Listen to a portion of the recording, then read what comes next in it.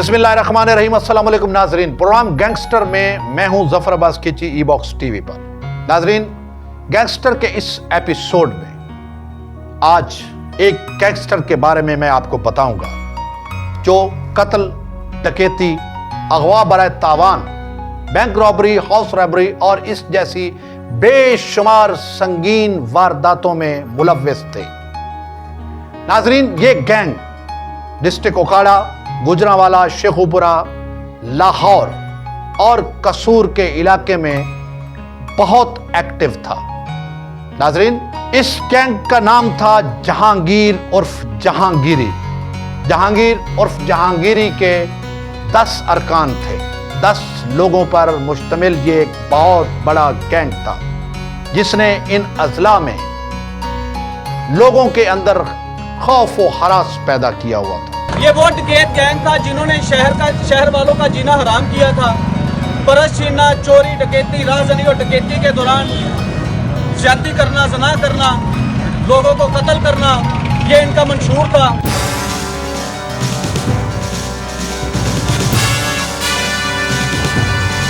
नाज़रीन, हर रात में 4-5 घरों को लूटना इनका मामूल था और ये सिर्फ उन घरों को टारगेट करते थे जिन घरों में दुल्हनों का सामान पड़ा होता था, जिनकी शादी बहुत करीब होती थी। पहले तो ये उसका घर को लूटते, उसके बाद उस दुल्हन के साथ रेप करते। वहां से सामान लूटने के बाद ये जश्न कर रहे होते और उस घर वाले मातम कर रहे होते। नाज़रीन, बहुत से लोग इस गैंग को पैसे देकर अपने दुश्मनों को भी टारगेट करवाते थे और उनको मरवाते थे। बहुत सी टीमें बनी हुई थी जो इनको गिरफ्तार करने के लिए हर वक्त हरकत में रहती थी। ये उनके साथ पुलिस मुकाबले भी करते, उनमें पुलिस अफसरान को शहीद भी करते, उनको जख्मी भी करते और वहां से भाग जाते। नाज़रीन, चूंकि पत्तों की सर्कल में ये बहुत वारदातें कर रहे थे और वहां के लोगों में बहुत खौफ व हरास फैल चुका था, इसी खातिर इंस्पेक्टर रियाज अब्बास को थाना सिटी पत्तों की के SHO लगा दिया जाता है। नाज़रीन, एक दिन ये गैंग एक मेडिकल स्टोर के मालिक के घर वारदात करते हैं। उसके बाद ये 2-3 वारदातें और करते हैं।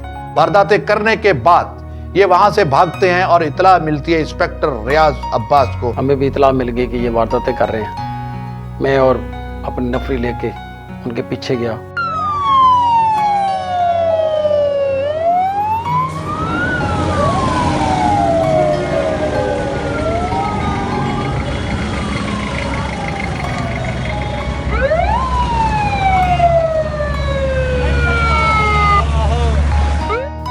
इन्होंने पुलिस को देख के फायरिंग शुरू कर दी।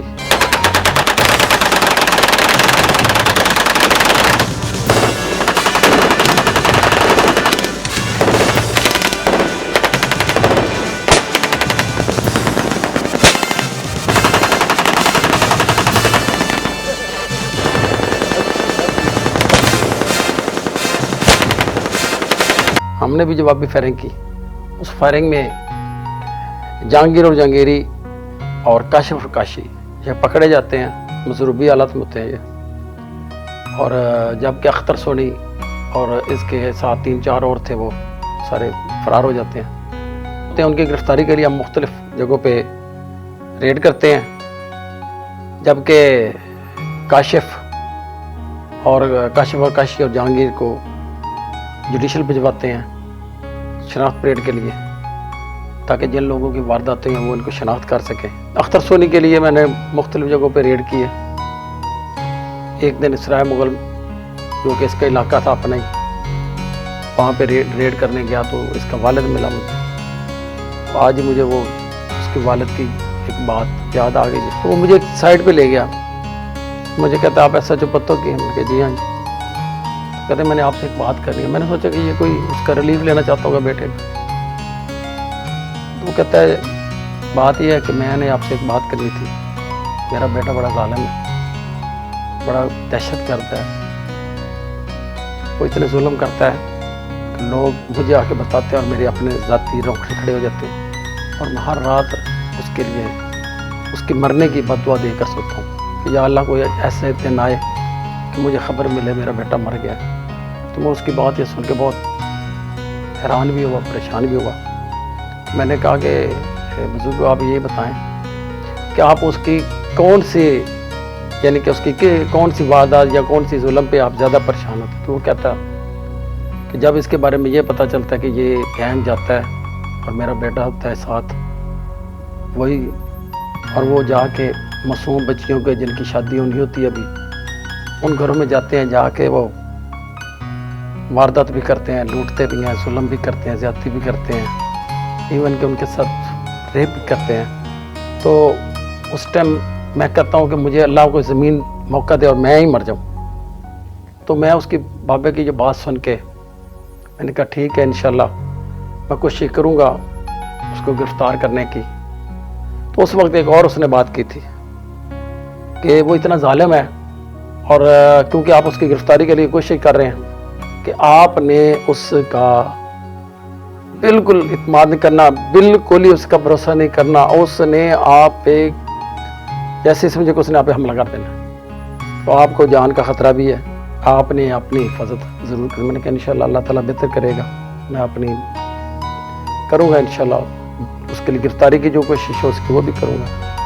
आप भी मेरी मदद करें तो उसने करना, ये मेरे बस की बात नहीं है, मैं उसकी गिरफ्तारी अमल में दिला सकूँ।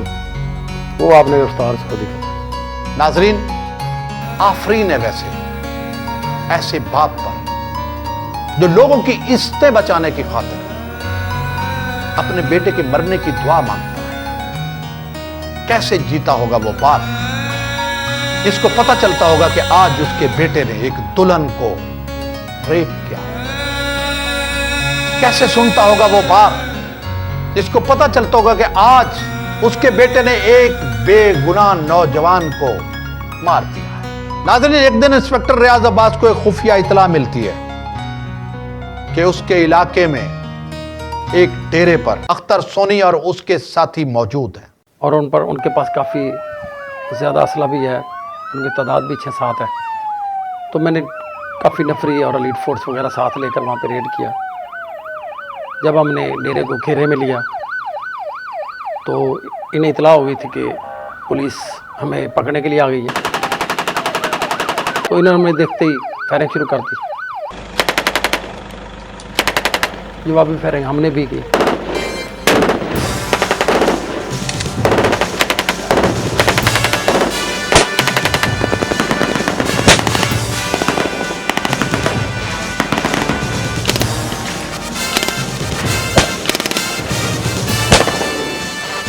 फायरिंग का ये सिलसिला तकरीबन 1-1.5 घंटा जारी रहा। इस फायरिंग में दोनों तरफ से ये काफ़ी, क्योंकि शदीद फायरिंग हो रही थी, तो एकदम एक मुल्ज़मान की तरफ से ब्रेस्ट आया।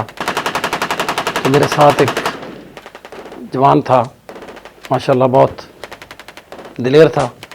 तो उस जवान को लेफ्ट साइड पे ब्रेस्ट लगा और वो एकदम वो गिरा। जब वो गिरा तो उसने कहा कि सर मुझे लगता है मैं ज़ख्मी हो गया हूँ।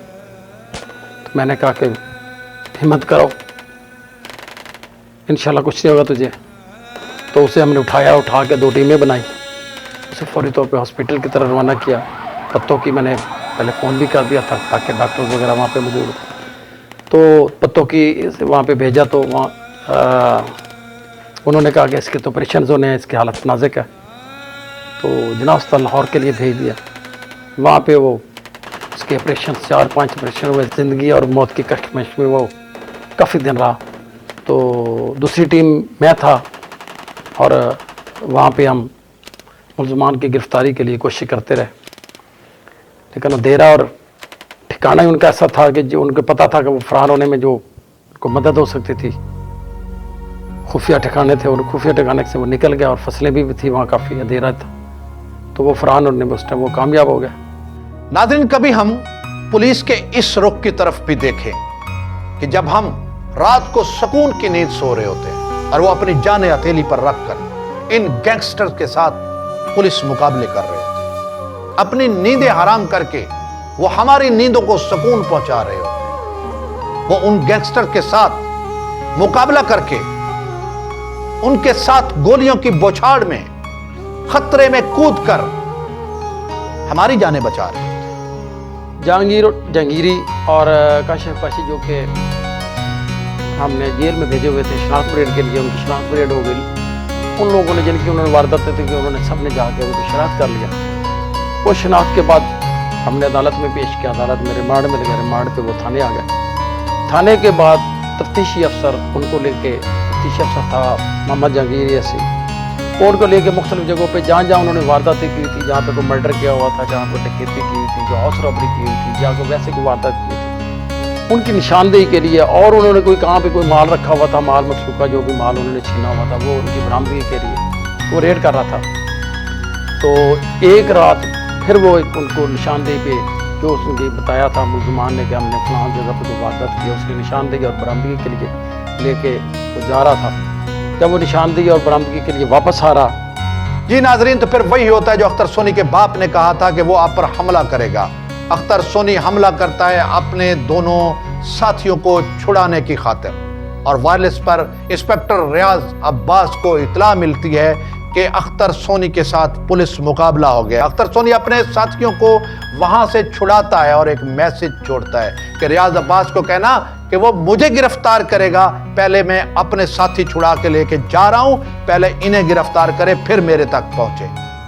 तो मुझे एकदम जहांगीर यासी की कॉल आई कि हम वापस आ रहे थे जागू वाले रोड पे, तो वहाँ पे मुलजमान ने हम पर हमला कर दिया है, जो पे पहले ही वहीं पे बैठे हुए थे कहीं, और उन्होंने हमसे असला भी छीन लिया, मुलजमान भी छीन लिया, और गाड़ी भी फ्रंट से सारी डैमेज हो गई है, जिस पे फायर वगैरह भी लग गए हैं। सामने भी जो उनके पीछे हैं और फायरिंग कर रहे हैं। तो उसकी इतला पे मैंने फौरी तौर पे, बाई चांस मैं भी नज़दीक ही था, मैं वहाँ पहुँच गया और अपने अफसरान बाला DPO साहब जुल्फ़िकार अहमद साहब और DSP साहब सलीमुल्लाह खान साहब थे, उन दोनों को बतलाया, उन्होंने भी मुख्तलिफ नफरियाँ भिजवाई। तो मैं पहुँच गया वहाँ पे।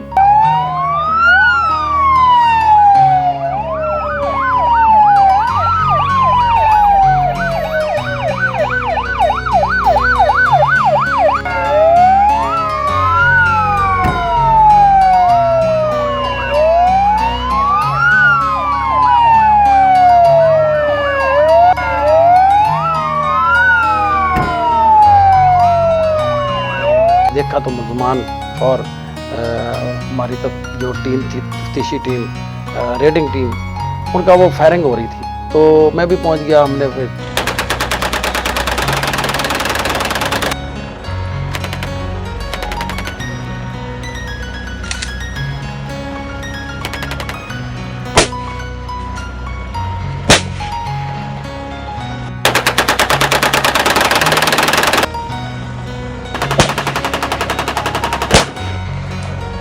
और इस मुकाबले में अख्तर सोनी, जहांगीर और उनका तीसरा साथी वहां पर मारे गए।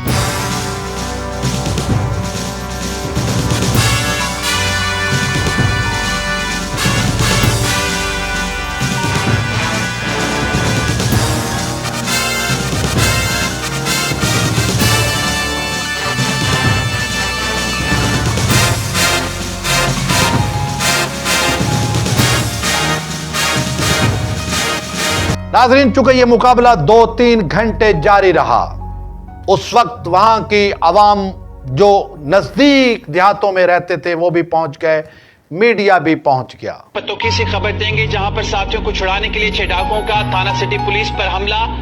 डाकुओं से फायरिंग के तबादले में 3 डाकू हलाक जबकि 5 फरार हो गए। पतोकी के इलाके जागोवाल में मुबैना पुलिस मुकाबला, 3 डाकू हलाक, पुलिस से छीना गया सरकारी रिहा बरामद। पतोकी थाना सिटी पुलिस के SHO रियाज अब्बास ने भारी नफरी के हमरा मौका पर पहुंचकर खेतों में मौजूद डाकुओं को घेरे में ले लिया, जिस पर डाकुओं ने फायरिंग शुरू कर दी। SHO रियाज अब्बास ने मौका पे कार्रवाई करते हुए और मुलजमान ने अंधाधुंध फायरिंग शुरू कर दी।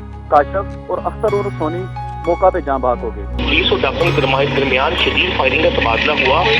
इसके बाद फरार होने वाले दोनों डाकुओं का एक साथी पुलिस ने शदीद जख्मी हालत में गिरफ्तार किया। जागोवाला में मुबैना पुलिस मुकाबले में 3 डाकू मारे गए जबकि 5 फरार हो गए। हलाक डाकुओं से 1 क्लाशनकोव, 2 मोटरसाइकिलें और असलहा बरामद हुआ है। हलाक होने वाले तीनों डाकुओं की शनाख्त जहांगीर उर्फ जहांगीरी, काशिफ और अख्तर उर्फ सुगनी के नामों से हुई। मुलजमान ने काफ़ी हमसे शदीद फायरिंग करते रहे। तो उस फायरिंग करने के तकरीबन 2-3 घंटे जब वो फायरिंग चलती रही, तो फायरिंग जब मुल्जमान की तरफ से बंद हुई। Please subscribe to this channel, eBox.